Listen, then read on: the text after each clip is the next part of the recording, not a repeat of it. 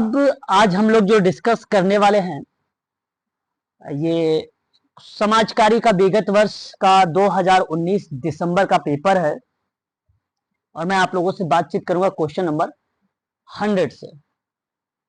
सवाल कहता है कि सामुदायिक विकास की विशेषता है और यहां पर 4 कूट दिए गए हैं। पहला कहता है यह एक आंदोलन है, दूसरा कहता है संपूर्ण समुदाय के बेहतर जीवन को प्रोत्साहित करने के लिए अभी कल्पित है, समुदाय की सक्रिय हिस्सेदारी है, समुदाय का विघटन है। जवाब बताइए जरा एक बार। ABC ABC sir. सामुदायिक विकास की विशेषता के आधार पर आप सभी लोग यहां पर बातचीत कर रहे हैं और जैसा कि आप सभी लोगों को पता है कि सामुदायिक विकास की जो भूमिका होती है वह एक ऐसी प्रक्रिया मानी जाती है जहां समुदाय के सदस्य सामूहिक क्रिया करने और सामान्य समस्याओं के समाधान उत्पन्न करने के लिए एक साथ आते हैं। तो जब एक साथ आएंगे तो जाहिर सी बात है आंदोलन होगा। जहां समुदाय सदस्य सामूहिक क्रिया करने की बात करते हैं तो संपूर्ण समुदाय के बेहतर जीवन को मोटिवेट या प्रोत्साहित करने के लिए अभिकल्पित यानी एक प्रकार का डिजाइन यानी अभिकल्पना करना, उसकी परिकल्पना करना और अभिकल्प के साथ साथ डिजाइन वाली प्रक्रिया भी रिप्रेजेंट होगी, यहां पे डिजाइन भी करना और समुदाय की सक्रिय हिस्सेदारी। अगर समुदाय में अगर आप हैं तो समुदाय में अगर मैं आपसे बात करूं तो सक्रिय भागीदारी क्या भाई होना जरूरी है। यानी देखिए सामुदायिक विकास जो है लक्ष्य किसी विशेष समुदाय या लोगों के समूह की भलाई की बात करता है कि नहीं। तो समुदाय की सक्रिय जो है हिस्सेदारी हो जाएगी, सामाजिक एकजुटता की बात करेगा, आर्थिक अवसरों में सुधार करने की बात करेगा। तो उस हिसाब से अगर देखा जाए सामुदायिक विकास की विशेषता तो आपका ये तीनों पॉइंट करेक्ट है। लेकिन जो ऑप्शन नंबर डी है समुदाय का विघटन, ये आपको रिलेट नहीं कराता है। समुदाय का विघटन बेसिकली अलगाव की बात करता है और यहां पर ऑप्शन डी को आप हटा दीजिए, केवल ए बी सी को रख लीजिए। सामुदायिक विकास कार्यक्रम का नाम सुना है आप लोगों ने? बताइए सामुदायिक विकास कार्यक्रम का नाम। बिल्कुल सही जवाब 1952 1952 है ना, 1952 बेसिकली सामुदायिक विकास लाने के लिए भारत सरकार के द्वारा 1952 में ना सीडीपी यानी कम्युनिटी डेवलपमेंट प्रोग्राम सीडीपी या सामुदायिक विकास कार्यक्रम शुरू किया गया था। भारत में ना सामुदायिक विकास कार्यक्रमों के इतिहास से इसका मुख्य ध्यान जो है ग्रामीण क्षेत्रों के समुदाय पर था। इसका ध्यान कहां था? ग्रामीण समुदाय के क्षेत्रों पर था। बात को समझिएगा, ठीक है। तो इसके अंतर्गत बेसिकली कितने चरण आते हैं? 3 चरण आते हैं। सामुदायिक विकास कार्यक्रम के कितने चरण हैं बताइए? 3 चरण है। 3 चरण कौन कौन से हैं? हाँ, एक होता है राष्ट्रीय विस्तार चरण, राष्ट्रीय विस्तार चरण होता है एक। दूसरा क्या होता है? दूसरा क्या होता है? गहन सामुदायिक विकास परियोजना का चरण। गहन मतलब डीप, सामुदायिक विकास की परियोजना या प्रोजेक्ट या कार्यक्रम आप बोल सकते हैं, ठीक है, कम्युनिटी यानी सीडीपी। और तीसरा आपका आ जाएगा गहन विकास के बाद का चरण। गहन विकास के बाद का चरण, ये 3 चरण है। राष्ट्रीय जो है राष्ट्रीय विस्तार सेवा कार्यक्रम, ये बेसिकली जो तैयार किया गया था राष्ट्रीय विस्तार कार्यक्रम है। ये विस्तार कार्यक्रम है। ये विस्तार कार्यक्रम चलाया गया था 1953 में शुरू किया गया था। इसका उद्घाटन हुआ था 2 अक्टूबर 1953 को, 2 अक्टूबर 1953 को, ठीक है। इसका गठन तब किया गया जब भारत सरकार ने महसूस किया कि अब सामुदायिक विकास कार्यक्रम की जरूरत है। तो उस प्रक्रिया में तो पहला चरण क्या था? यहां पे राष्ट्रीय विस्तार था।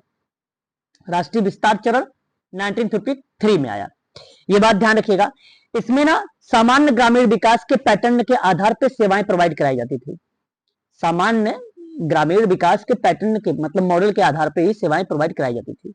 ठीक है, तो कम सरकारी व्यय के साथ जो है कार्य होता था, वो आपका पहला स्टेप था। गहन सीडीपी यानी कम्युनिटी डेवलपमेंट परियोजना है ये दूसरा चरण है, जो बेसिकली चयनित खंड अधिक समग्र मतलब टोटल से समग्र के अधीन था, टोटल के अधीन था। विकास योजना अधिक गहन थी और सरकार पर यह बहुत बड़ा व्यय था। ये तो सरकार पे कम व्यय था, ये सरकार पर बड़ा व्यय था या अधिक व्यय था, आप ऐसा कह सकते हैं। तीसरा चरण गहन विकास के बाद का चयन था। ये गहन चरण बेसिकली ये मानता है कि विशेष सरकार के आवश्यक खर्चों में कमी के साथ पिछले चरणों के दौरान स्वास्थायित्व के लिए शुरू की गई थी प्रक्रिया के आधार पर बनाया गया था ये कम्युनिटी डेवलपमेंट प्रोग्राम। तो वहां पर ये प्रक्रिया जो है बेसिकली देखने को मिलता है। तो सवाल आता है कि निम्नलिखित में से किसे समुदाय विकास के पहले मैंने बोला क्या, मैंने बोला पहले कार्यक्रम के रूप में स्थापित किया गया था। पहले कार्यक्रम के रूप में स्थापित क्या हुआ था, राष्ट्रीय विस्तार कार्यक्रम। तब ऑप्शन आपका ये सही चला जाएगा। ठीक है, ये बात ध्यान रखिएगा आप सभी लोग। तो यहाँ पे विघटन हट जाएगा आपका, आंदोलन भी आपका यहाँ पे माना जाएगा और आपका संपूर्ण समुदाय भी और समुदाय का सक्रिय हिस्सेदारी भी मानी जाएगी। तो ए बी सी सही होगा। एक आसान सवाल और आ रहा है, देखो कई बार रिपीट है, 1955 की किताब है, उस किताब में जिक्र किया गया है। नाम बताइए रॉबर्ट रेडफील्ड। छोटे या लिटिल कम्युनिटी के बारे में 4 विशेषता है, चारों विशेषता का नाम बताइए। सर फोर्थ वाला नहीं है, विश्व में जाती है, सम जाती है तो है ना सर। अच्छा, समानता, यानी आप कह रहे हो कि फोर्थ वाला नहीं होगा, है ना? जी सर। ओके। रॉबर्ट रेडफील्ड ने 4 विशेषता बताया, लघु आकार, विशिष्टता, आत्मनिर्भरता और तीसरा चौथा सजातीयता। हाँ, और ये किताब लिटिल कम्युनिटी किताब है, ये कब आई थी? 1955 में। ठीक है, ये आपको ध्यान रखना है इसके अंतर्गत। ठीक है, इस प्रक्रिया को हम लोग यहाँ पे रिप्रेजेंट करेंगे। 2 परंपरा मानने वाला विद्वान का नाम बेसिकली क्या है? वो रॉबर्ट रेडफील्ड है। ठीक है, इस प्रक्रिया में आपको ध्यान रखना है इसका नाम भी। ठीक है, और आपको बता दें कि द स्मॉल कम्युनिटी एक है। द स्मॉल कम्युनिटी किसका है? ऑथर ई मॉर्गन का है। किसका है? ई मॉर्गन का है। ऑथर ई मॉर्गन। हाँ, ऑथर ई मॉर्गन, स्मॉल कम्युनिटी। चलिए ऑप्शन देख लीजिए, यहाँ पर कोई है ए बी सी? सेकंड में है। चलिए अगले सवाल की तरफ आते हैं। शोध में वैधता संबंधित मानदंड निम्नलिखित गुणों से युक्त होने चाहिए। वैधता का मतलब जानते हैं आप लोग क्या होता है? वैधता सर वैलिडिटी। हाँ भाई, ये तो मुझे भी पता है, इसकी इंग्लिश वैलिडिटी सर वैधता मतलब जो उस पे लागू हो रहा है। नहीं, देखो ये अनुसंधान उपकरण की किस सीमा तक मापता है, इस मापने का जो इरादा दर्शाता है वो एक प्रकार की वैधता दर्शाता है। मान्य साधन हमेशा विश्वसनीय होता है, शुद्धता होती है और इसका मूल्यांकन बेसिकली कठिन हो जाता है। तो उस कंडीशन में अगर मैं आपसे बात करता हूं तो एक मान तभी प्रासंगिक होता है यदि वह इस संदर्भ में परिभाषित होता है।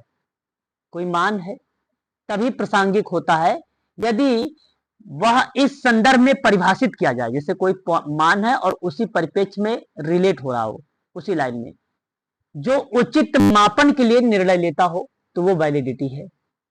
या वैलिडिटी के संबंध में मानदंड या गुण से युक्त होना चाहिए, ये प्रक्रिया बेसिकली आएगी।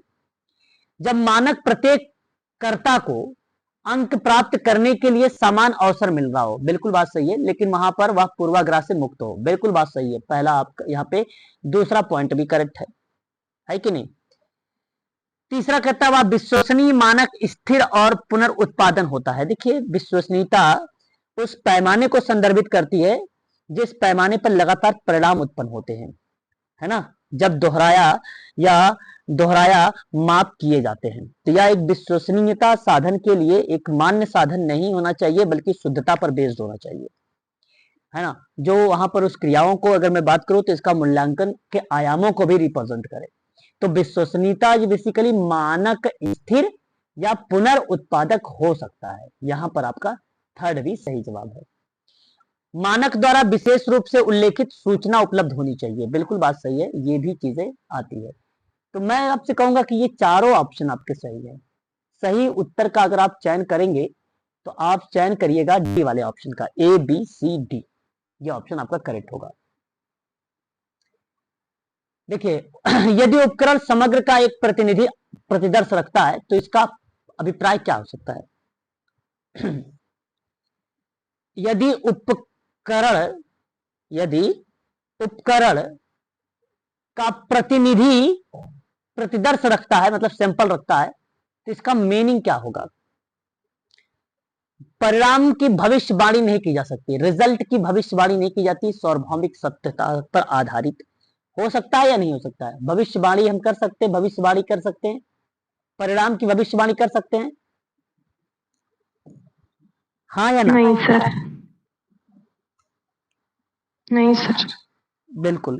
अगर आप कहो कि भाई मैं पहले आपको बता दूं कि एग्जाम में आपको जो है आप निकल जाएंगे, क्रैक हो जाएंगे आपका, है ना, तो वो एक प्रकार के यहाँ पर एरर्स का पार्ट रिलेट कराता है। यदि उपकरण समग्र का प्रतिनिधि प्रतिदर्श रखता है तो उस संबंध में, ये प्रतिदर्श है सैंपल के संदर्भ में, सैंपल के संदर्भ में है, ये आप ध्यान रखने वाली बात है, ये सैंपल के संदर्भ में है, तो ये बात आपका इनकरेक्ट है।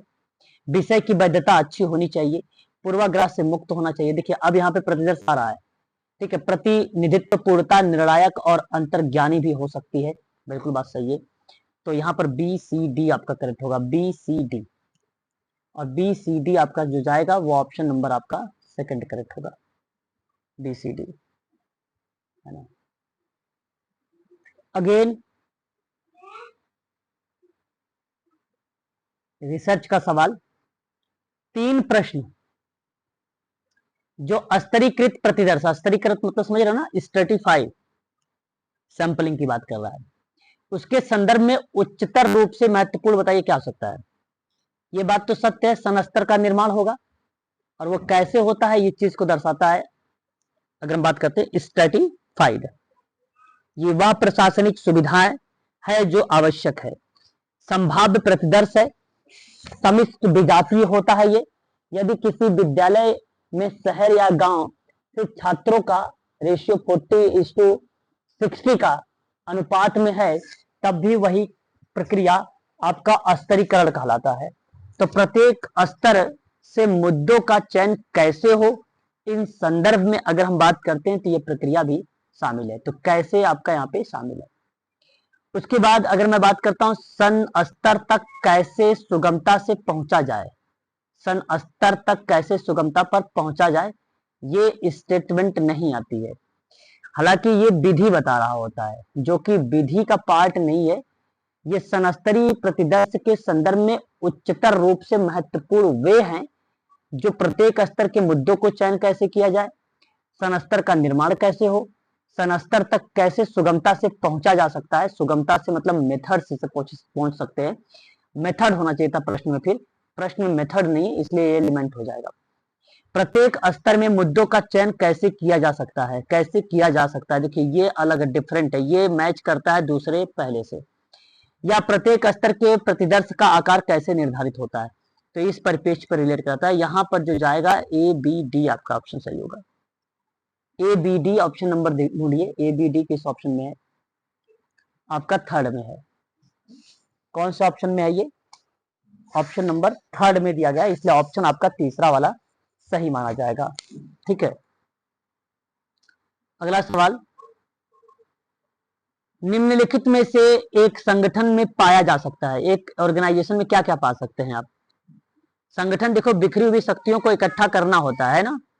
संगठन कई तरीके से हो सकते हैं, सामाजिक संगठन हो सकते हैं, राजनीतिक संगठन हो सकते हैं, आर्थिक हो सकते हैं, है ना, मौखिक भी हो सकते हैं, वैचारिक वैज्ञानिक भी हो सकता है, श्रम विभाजन, मानव समूह, भौतिक साधन, वातावरण का अधिकार या वातावरण या अधिकार या संचार व्यवस्था या संबंधों का ढांचा, ये सब बेसिकली भूमिकाएं जो दर्शाता है वो एक संगठन ही दर्शाता है।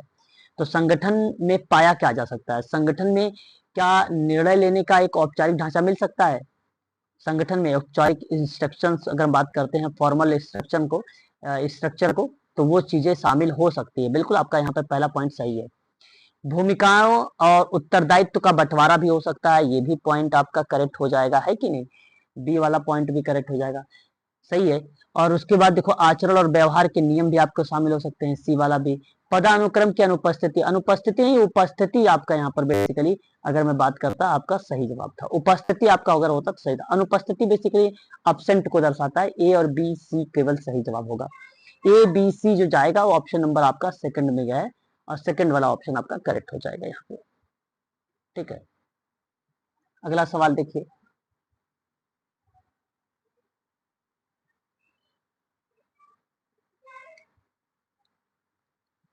इसको क्या बोलते हैं हम लोग? मीन परीक्षण यानी मीन टेस्ट बोलते हैं।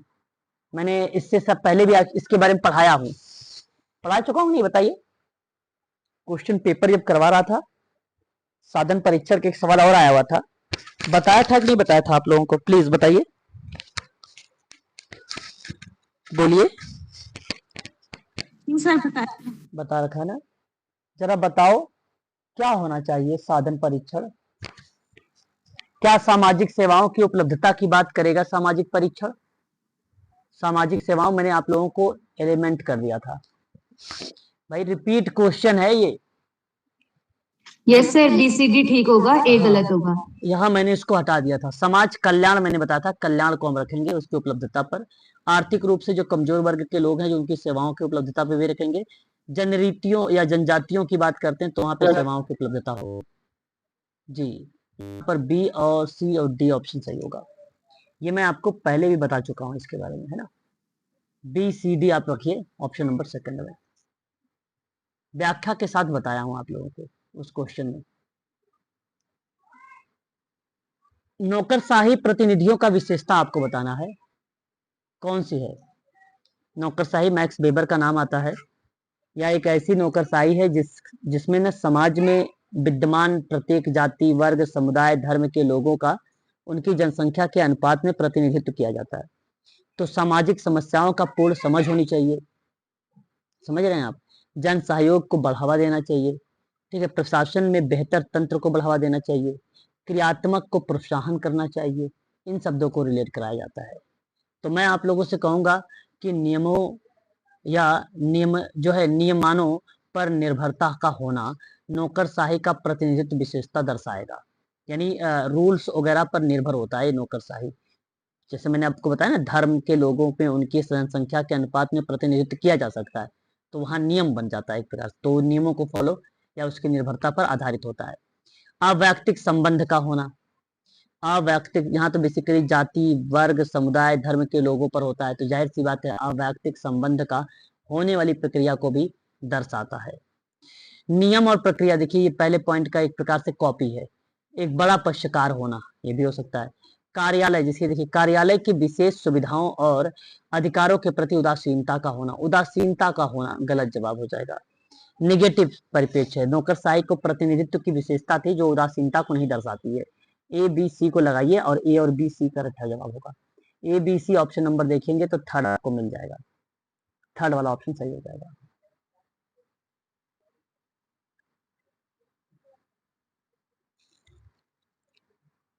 प्रतिभागी अवलोकन विधि निम्नलिखित में से किसके अध्ययन के लिए आदर्शता उपयुक्त है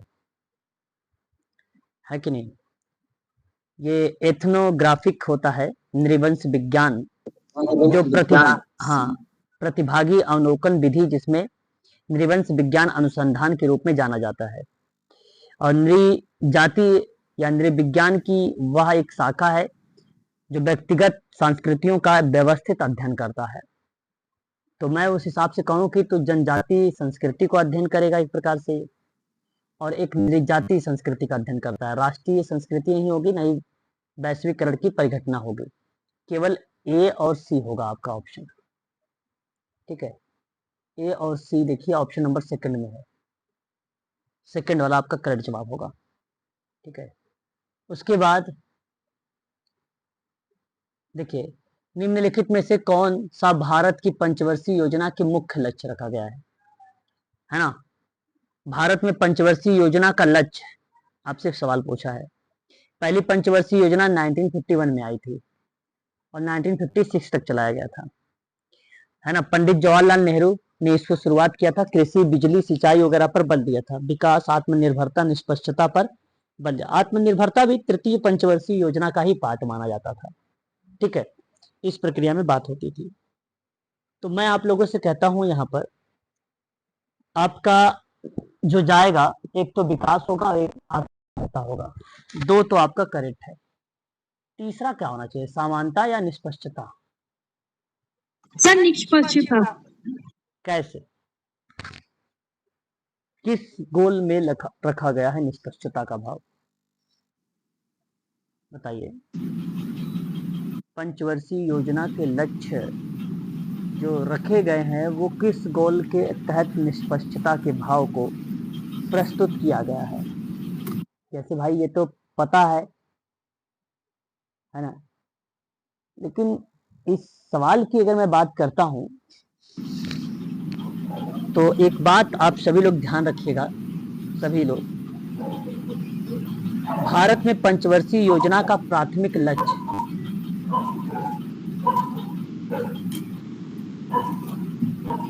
नोट करिएगा आप सभी लोग, वह है एक समृद्धि है, दूसरा आधुनिकीकरण है, तीसरा आत्म निर्भरता है, चौथा समानता है। ये कौन सा लक्ष्य हो गया पंचवर्षीय योजना का, बताइए। प्राथमिक लक्ष्य है। और इसी के अंतर्गत जो आते हैं उसके बाद मुख्य लक्ष्य आता है,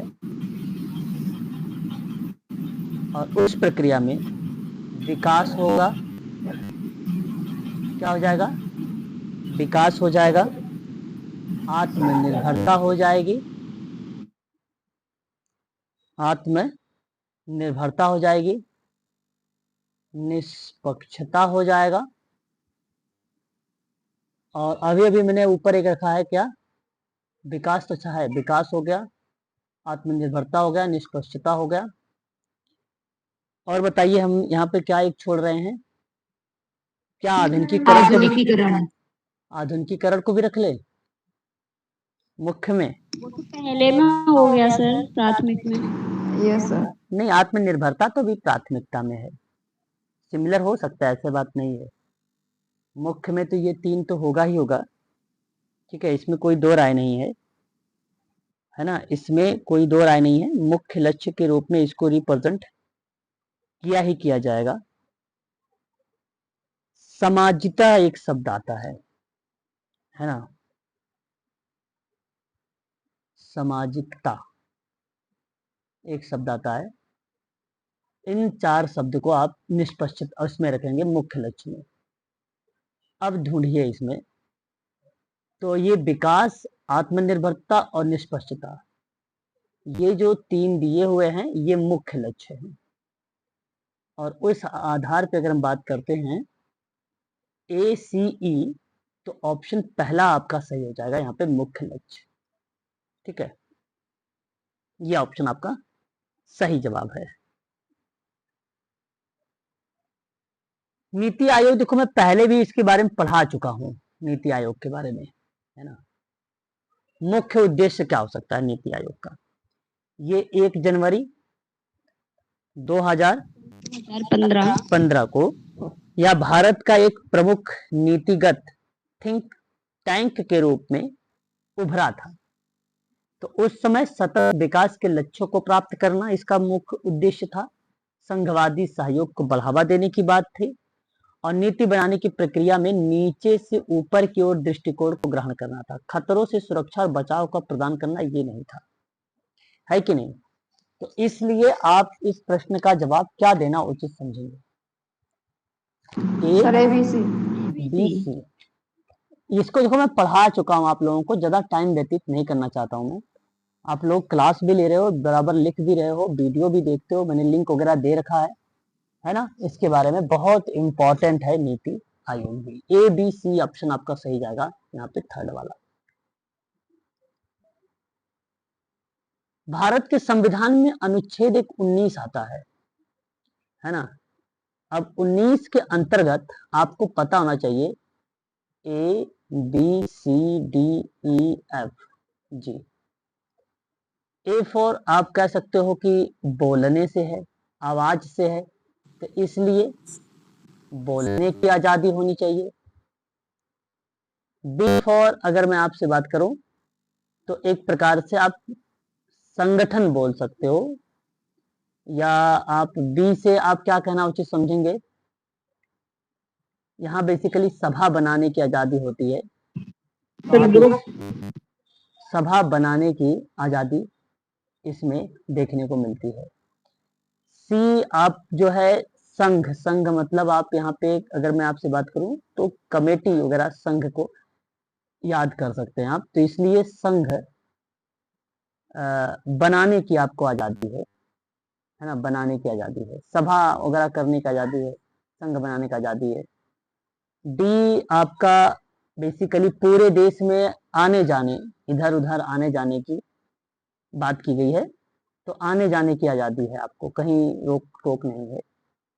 ई से अगर हम बात करते हैं तो पूरे देश में बसने की आजादी है आपको, पूरे देश में क्या है, बसने की आजादी है। एफ फॉल्स है, फॉल्स का मतलब क्या हो गया, हट गया, निकाल दिया गया। ये था किससे? सर संपत्ति वाला। संपत्ति का था, इसको हटा दिया गया।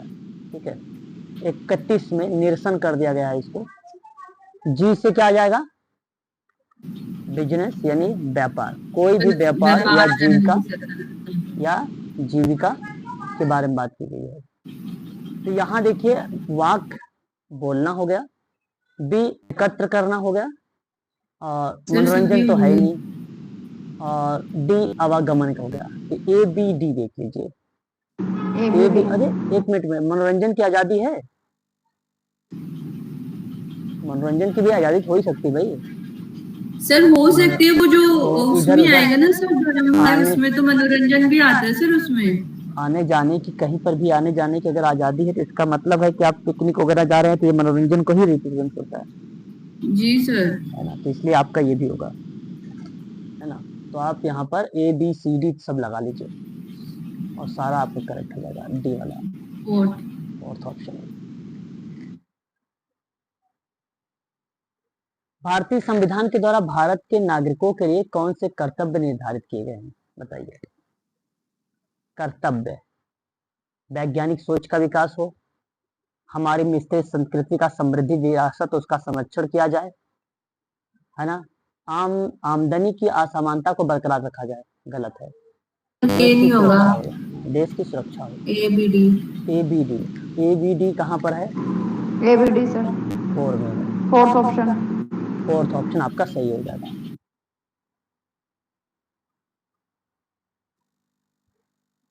ठीक है, भारतीय संविधान के किस अनुच्छेद के अधीन संघ सरकार अनुसूचित जातियां, अनुसूचित जनजातियों के आयुक्त को नियुक्त करती है?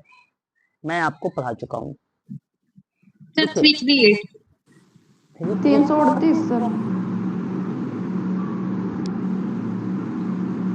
देखिए जो 338 है, 338 जो है ना, राष्ट्रीय अनुसूचित जनजाति, राष्ट्रीय अनुसूचित जाति आयोग से है, अनुसूचित जाति आयोग से है। 328 जो है किसी राज्य के विधानमंडल के लिए निर्णयों के संबंध में उपबंध करने के उस विधानमंडल की शक्ति को रिप्रेजेंट करता है, 328। तो अधीन कहा कि भारतीय संविधान के संघ सरकार अनुसूचित जाति और अनुसूचित जनजाति के आयुक्त की नियुक्ति उस प्रक्रिया में आपको जो शब्द रिलेट होता है वो 328 होता है। यहाँ ऑप्शन सी सही होना चाहिए, सी आपका सही है। 136 अपील के लिए ना उच्चतम न्यायालय की विशेष इजाजत की बात करता है, और 319 आयोग के सदस्यों के द्वारा ऐसे सदस्य ना रहने पर पद धारण करने के संबंध में प्रतिषेध को बताता है। तो यहां जवाब केवल ऑप्शन नंबर आपका सी सही गया है, थर्ड वाला जो सवाल को रिलेट कराता है। एक मिनट, अनुसूचित जनजाति आयोग, इसमें कूट दिया हुआ है बी। अनुसूचित जनजाति आयोग वाला सही होगा 338, बताइए। सर अनुच्छेद आपने पहले जो बताया 338, था बी वाला ठीक था। ओके, अनुच्छेद 338, हाँ सर। ओके, तो एक बार इसको नोट कर लो यहाँ पर, है ना, अनुच्छेद 338 के बारे में। 338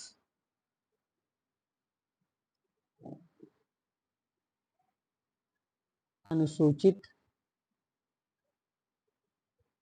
जाति और अनुसूचित जनजाति के संदर्भ में एवं अन्य पिछड़े वर्गों के संदर्भ में समझा जाएगा। यह आपका अनुच्छेद 338 होगा, ठीक है। अनुच्छेद 328 भी था, है ना, और ये किससे संबंधित था?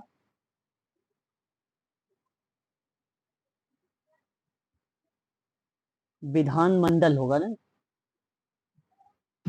सर समझा जाएगा मतलब अनुसूचित जाति अनुसूचित जनजाति के संदर्भ में, अन्य पिछड़ा वर्गों के संदर्भ में, यहाँ पर जो है इसके शब्दों को 338 को समझा जाएगा।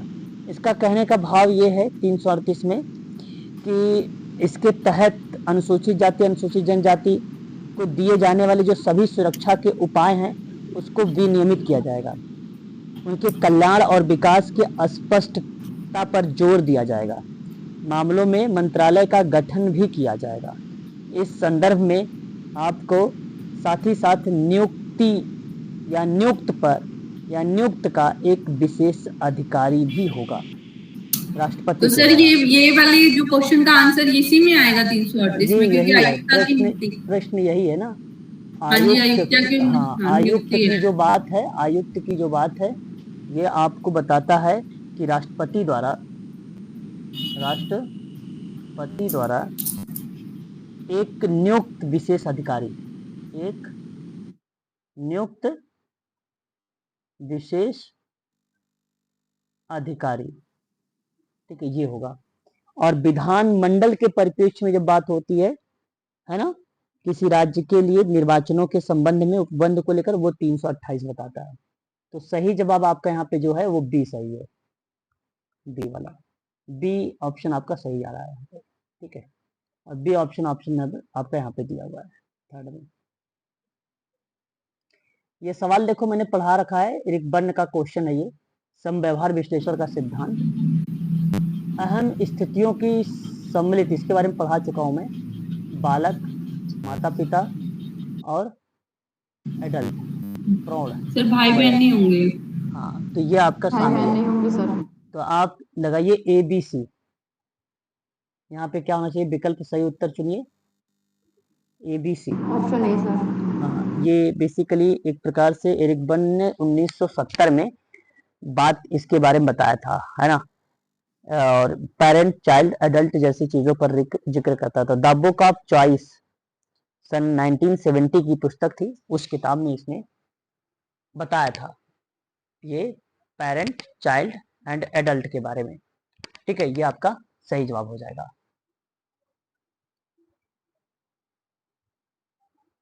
और राष्ट्रीय ग्रामीण आजीविका मिशन के अधीन समस्त क्रियाकलापों का मार्ग निर्देशन करने वाले केंद्रीय मूल्य है। राष्ट्रीय ग्रामीण आजीविका मिशन के संबंध में आपसे पूछा, अधीन समस्त क्रियाकलाप का मार्ग निर्देशन करने वाले केंद्रीय मूल्य। राष्ट्रीय ग्रामीण आजीविका मिशन कब ये बेसिकली भूमिका बनाया था अपना? चारों सही है सर। जून 2011 में मनमोहन सिंह के द्वारा ग्रामीण गरीब परिवारों को देश की मुख्य धारा से जोड़ना और विभिन्न क्रियाकलाप या कार्यक्रमों के जरिए उनकी गरीबी दूर करने की बात कर रहे थे। तो इस संदर्भ में निर्धनतम व्यक्तियों का समावेश हो गया, सभी प्रक्रियाओं के लिए सार्थक भूमिका हो गई, सभी प्रक्रिया और संस्थानों में पारदर्शिता, जवाबदेही शब्द भी शामिल हो जाएगा, समस्त चरणों में गरीबी के स्वामित्व और उसकी प्रमुख भूमिका को रिप्रेजेंट करना, केंद्रीय मूल्य में रखना या केंद्र में रखना, और सामुदायिक आत्मनिर्भरता और स्वावलंबन का मतलब स्वतंत्रता पर बल देना। सही बता रहे हैं आप, चारों ऑप्शन सही हैं, और चारों ऑप्शन सही होने के नाते आपका ऑप्शन 4 वाला करेक्ट हो जाएगा, ए बी सी डी। यहाँ पे देखिए आपका सस्टेनेबल डेवलपमेंट गोल है, मैंने अभी हाल ही में आप लोगों को इसके बारे में पढ़ाया है। ध्येय आपका सेकंड है, जो आपको रिलेट कराता है भूखमरी समाप्त करने पर, यानी आपका भूख शून्य में। चौथे नंबर पे आपको गुणवत्तापूर्ण शिक्षा होनी चाहिए। गुणवत्ता शिक्षा। छठे नंबर पर साफ पानी और स्वच्छता होना चाहिए। 8वें नंबर पर आपका क्या होना चाहिए? अच्छा काम और आर्थिक विकास होना चाहिए, है ना? सम्मानजनक कार्य और आर्थिक विकास होना चाहिए। ये ऑप्शन आपका ऑप्शन थर्ड। ये ऑप्शन थर्ड आपका सही हो जाएगा। ये सतत विकास लक्ष्य 2015-2030 तक चला और 169 या 169 विशेष लक्ष्य रखे गए। 191 बेसिकली सदस्य देश थे उसके साथ। 17 यानी 17 वहां पे लक्ष्य टोटल रखे गए थे। 2020 में 244 इंडिकेटर्स, सॉरी 2018 में इसके 244 इंडिकेटर्स को भी शामिल किया गया था, पहले 304 थे।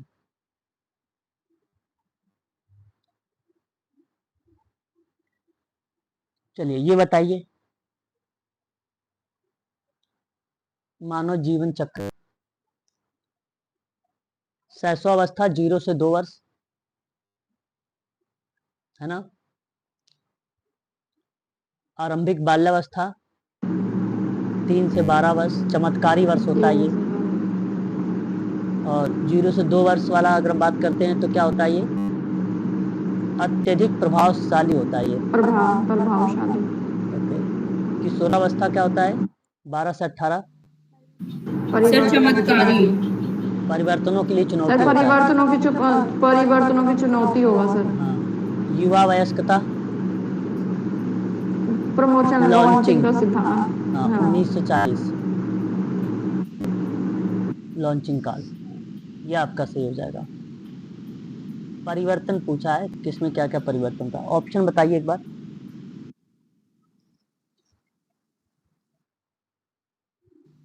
ऑप्शन सर थर्ड वाला। Sir option third. हाँ, ऑप्शन थर्ड।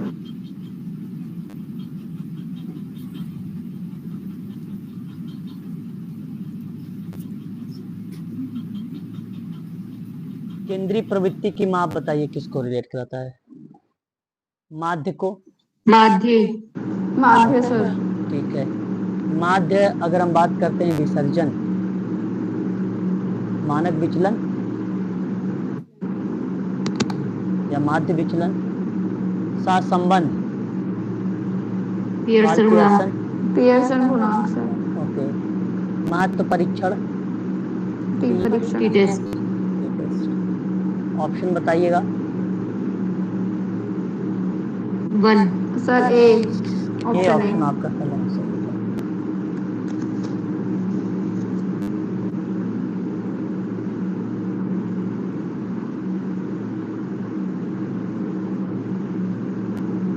देखिए ये सामुदायिक संगठन के मॉडल हैं, है ना। सामुदायिक संगठन के मॉडल दिए गए हैं और ये इधर कार्य दिए गए हैं। ठीक है, आपको बताना है कि व्यवस्था परिवर्तन का मॉडल किसने दिया है। HY सिद्दीकी ने दिया है। तो इसमें किस पॉइंट को ये रिलेट कराते हैं। कार्य द्वारा खुली हुई कार्य सूची के साथ समुदाय तक पहुंच आपको रिप्रेजेंट करेगा, या आपको योजना को क्रियान्वित करने के लिए समुदाय के और उसके बाहरी समर्थन को रिप्रेजेंट करेगा। क्या यहाँ पे करेक्ट ऑप्शन होना चाहिए, प्लीज बताइए।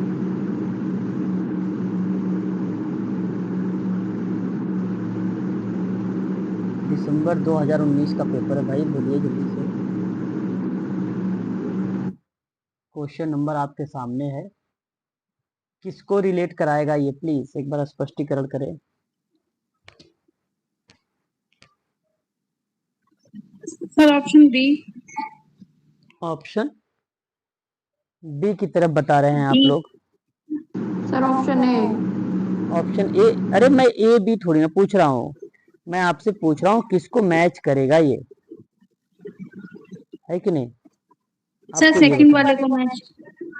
हाँ, अगर आप यहाँ पे कह रहे हैं सभी लोग कि व्यवस्था परिवर्तन मॉडल योजना के क्रियान्वित करने के लिए समुदाय और बाहरी समर्थन का गोलबंद है, तो आप सही बोल रहे हैं।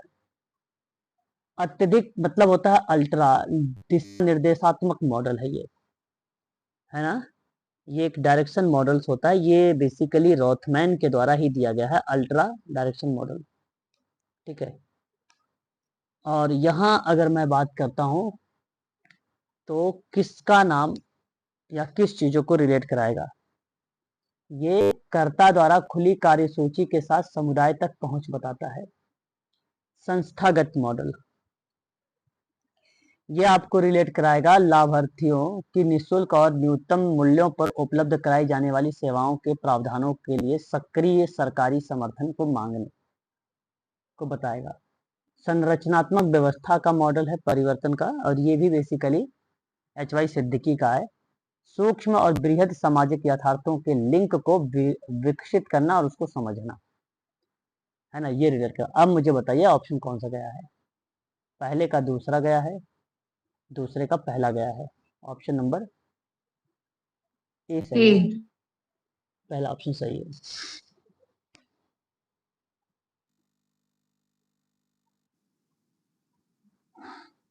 देखिए, एक तरफ जनरल है, दूसरी तरफ प्रवर्तक और प्रबंधक बेसिकली यहाँ पर मेंशन किए गए हैं, या एक प्रकार से आप इसे कह सकते हैं संगठन रिलेट कराए गए हैं, है ना। तो आपको बताना है इस सवाल में कि सही स्टेटमेंट और सही जवाब इसका क्या होना चाहिए। Journal of social work education research and action पहला किसको मैच करेगा। Option second. ऑप्शन सेकंड को NAPSWI मतलब national association of professional social worker in India 2005। Indian journal of social work की बात करते हैं तो टाटा इंस्टीट्यूट थर्ड। इंडियन, अच्छा आप यहाँ कह रहे हैं कि थर्ड इसको रिलेट कराएगा। Tata institute of social science, इसकी स्थापना कब हुई थी। 1936। सोशल ऑफ पर्सपेक्टिव, देखिए आज पर्सपेक्टिव आपको आज वाली जो क्लास में मैंने आप लोगों को एक, हाँ आप लोगों को आज मैंने PDF अभी एक भेजा था ना, एक पेज मैंने आप लोगों को भेजा था, और वहाँ आप उसमें अगर आप देखेंगे सर उसमें था ये सोशल पर्सपेक्टिव। तो ये किसको रिलेट करा देगा। निर्मला निकेतन मुंबई को, बिल्कुल। अगर आपने यहाँ पे बताया है इसका निर्मला निकेतन मुंबई वाले को, तो आपने यहाँ पे सही जवाब दिया है ना। सोशल वर्क पर्सपेक्टिव की मैं बात आप लोगों से कर रहा हूँ, और ये बेसिकली 1984 की भूमिका आती है, और ये तो 1921 की आती है ना। कंटेम्प्ररी सोशल वर्क की अगर हम लोग बात करते हैं तो इसके बारे में मैंने अभी आपको उसमें भी आपको ये मिल जाएगा, 1962 वाला मिल जाएगा। India journal of social work की बात करेंगे अगर हम लोग तो ये 1940 वाला मिल जाएगा, है ना, वहां पे है कि नहीं। नेक्स्ट मिलेगा कि नहीं मिलेगा बताओ, मिल जाएगा। आप जरा मुझे बताइए इसका क्या जाएगा, लखनऊ यूनिवर्सिटी जाएगा, बोलिए लखनऊ यूनिवर्सिटी जाएगा ना। जी सर, लखनऊ जाएगा। तो सही क्रम आपको मिलाना है इस संगठन का क्या होना चाहिए। सेकंड फर्स्ट वाला। Sir, option second. फर्स्ट है सर, फर्स्ट है। फर्स्ट कहाँ से जाएगा महान भाव, पहले का फर्स्ट Second है। सेकंड होगा ना, फर्स्ट का सेकंड है। दूसरा मैच हो रहा है। हाँ हाँ ऑप्शन सर। डी। सेकंड है ऑप्शन सर। ऐसे मत गलती कर देना, ऑफलाइन पेपर है ना, गलती ऐसे नहीं करनी है। जी सर। आधा आप लोग सही लगाओगे लेकिन पता चला वो मार्कशीट में गलत कलर कर दिया। बहुत सर बच्चे करते हैं। ऑफलाइन में तो फिर भी एक बार चेक हो जाएगा दोबारा से, ऑनलाइन में कैसे होगा? अरे ऑनलाइन में हो हट जाता है, ऑफलाइन में एक बार कलर कर दिया तो उसको कैसे होगा। ऑनलाइन में अगर आपने टिक लगा दिया तो बाद में हटा सकते थे, ऑफलाइन में नहीं कर पाओगे। लगा दिया सर्कल। हाँ ये तो यस सर, ये तो है। तब सामाजिक नीति को समाज सेवा में बदल दो जल्दी से, परिभाषा मैंने पढ़ा रखा है। सामाजिक प्रशासन। सामाजिक प्रशासन। अच्छा जी, आपने बहुत सही जवाब दिया यहाँ पे प्रशासन को लेकर। ठीक है, उद्देश्य और क्रिया की एकता की प्रक्रिया क्या कहेंगे, कोऑर्डिनेशन, समन्वय। पूर्व रूपांतरण की प्रक्रिया को क्या बोलेंगे, संरचनात्मक परिवर्तन। लोगों को उनकी उत्तरजीविता के लिए गंभीर और आकस्मिक खतरों का सामना करने के लिए सुरक्षा और सशक्तिकरण की प्रक्रिया, मानव सुरक्षा। अब इसकी परिभाषा को मैच कर लीजिए ऑप्शन को। Third option. थर्ड ऑप्शन है सर। थर्ड ऑप्शन आपका सही होगा। ठीक है, एक लास्ट क्वेश्चन ले लीजिए इसका आज, है ना, आर्टिकल वाला है, लास्ट क्वेश्चन है। बताइए अनुच्छेद 14 है, समानता या समता कहाँ दिखाई दे रहा है, विधि के समझ समता। ऑप्शन 4 समानता और कानून। ऑप्शन 4 सर, भारत के भीतर कानून के समक्ष समानता। ऑप्शन 4। सर 5 वाला है जो। Option 5 option 5 sir, fifth. देखो किसी बच्चे ने बड़ा ही हाँ फिफ्थ सर, फिफ्थ है। सर पढ़ सही दिया, ऑप्शन ठीक नहीं दिखा। सर ये पेपर गलत करके आएंगे। अच्छा चलो कोई बात नहीं, ऐसा मत बोलो सुनीता जी, ऐसा मत बोलो।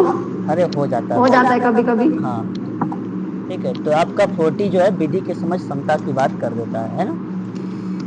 और उसके बाद अगर मैं बात करता हूँ यहाँ पे आर्टिकल 21 का ए, शिक्षा का अधिकार, राज्य में 6 से 14 के लिए अनिवार्य अच्छा, यानी आपका ये तीसरा हो जाएगा। अनुच्छेद 23 मानव दुर्व्यापार, मानव तस्करी। दुर्व्यापार और बलात्कार के प्रतिषेध। Yes sir. तो कहाँ पे ये रिलेट कर रहा है आपका, फोर्थ को ऑप्शन 4 में सर। 24 आपका आता है। 24 क्या बोलता है, कारखाना और बालकों का नियोजन का प्रतिषेध। कहाँ पर है, ऑप्शन ए। 14 साल से ऊपर, ऑप्शन ए में लिखा हुआ। 45 है आपसे क्या बोलता है, 6 बालकों से 6 वर्ष की आयु के सभी बच्चों को प्रारंभिक बाल शिक्षा देना। यह आपका इससे रिलेटेड है दूसरे से। Option B. 51 का ये क्या बताता है जरा बताइए। सर माता पिता को ये डायरेक्शन दिया जाता है कि वो अपने सभी ओके, तो ये आपका बन जाएगा। चलो जरा ऑप्शन मैच करिएगा। 4। ओके चलिए ऑप्शन 4 सर। ऑप्शन 4 लगा दीजिए फिर। ठीक है, आज के लिए बस इतना ही रखिए आप।